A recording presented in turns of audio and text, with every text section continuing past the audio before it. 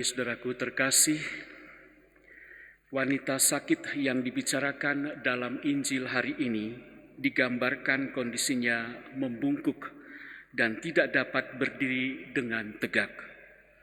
18 tahun ia dirasuki oleh roh, oleh iblis. Dapat kita bayangkan dengan kondisi yang demikian, wanita ini dipaksa oleh kelemahannya untuk terus menatap ke bawah atau ke tanah, daripada melihat situasi yang ada di atas. Dengan kondisinya yang demikian, dia mungkin tidak bisa melihat sesuatu yang ada di atas atau melihat wajah-wajah yang dikenalinya. Mungkin juga dia melewatkan beberapa kesenangan sederhana yang ada di dalam hidupnya. Hari itu ia berdiri di sinagoga, dia mendengarkan Yesus mengajar, tetapi dia tidak bisa melihat wajah Yesus. Sampai akhirnya Yesus memanggilnya.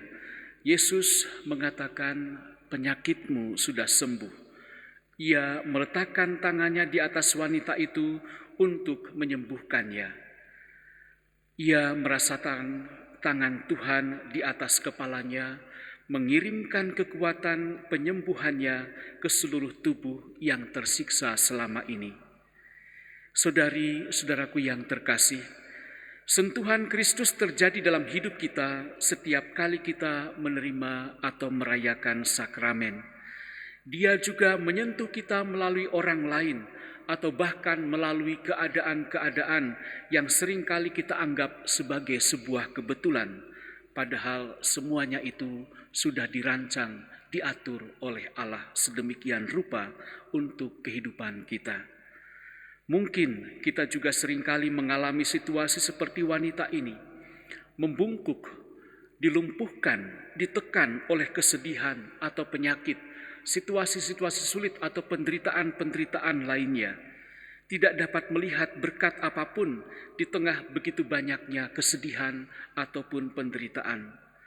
Ketika kita merasa seperti ini, kita perlu menempatkan diri dekat dengan Yesus seperti yang dilakukan oleh wanita ini.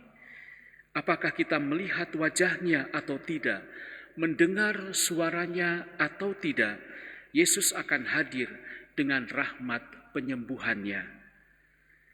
Kapan kita telah merasakan sentuhan Kristus, entah itu secara fisik, emosional, atau spiritual, bagaimana rasanya?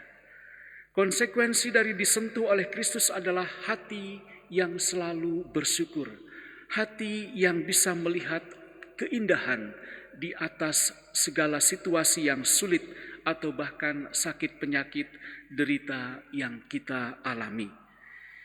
Dalam peristiwa penyembuhan wanita yang sakit ini, Yesus dengan tegas mengutuk legalisme orang Farisi yang mengeluh karena Yesus menyembuhkan wanita pada hari Sabat. Mereka sangat marah sehingga mereka tidak dapat merasakan atau menghadirkan belas kasih kepada wanita itu, atau bahkan kagum pada kekuatan penyembuhan yang diwujudkan oleh Yesus. Yesus menegur mereka dengan mengatakan, "Hai orang-orang munafik, bukankah kalian semua melepaskan lembu dan keledaimu pada hari Sabat dan membawanya ke tempat minum?" Wanita ini sudah 18 tahun diikat oleh iblis. Bukankah dia harus dilepaskan dari ikatannya karena dia keturunan Abraham? Saudari-saudaraku terkasih, mungkin kita juga seringkali membiarkan ikatan kebencian, dendam, amarah, iri hati, bahkan membiarkan orang lain, saudara-saudari yang ada di sekitar kita, terus-menerus di dalam penderitaannya, di dalam kesulitannya. Padahal saat itu kita sadar, kita tahu, kita bisa melakukan sesuatu untuk mereka. Tapi kita membiarkan diri berada di zona nyaman kita sendiri dan bertindak seolah-olah kita telah melakukan banyak hal dan telah melakukan ataupun menerapkan aturan-aturan yang justru membelenggu kehidupan banyak orang.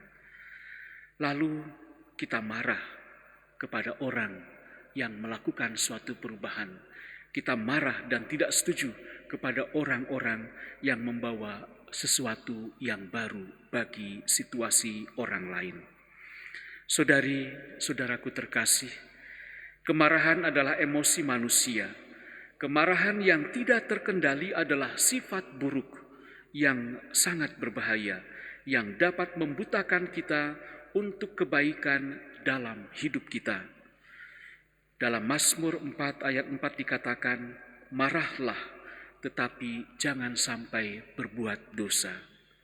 Maka saudari-saudaraku yang terkasih, marilah kita melakukan apa yang dinasihatkan Paulus kepada jemaat di Efesus pada bacaan pertama.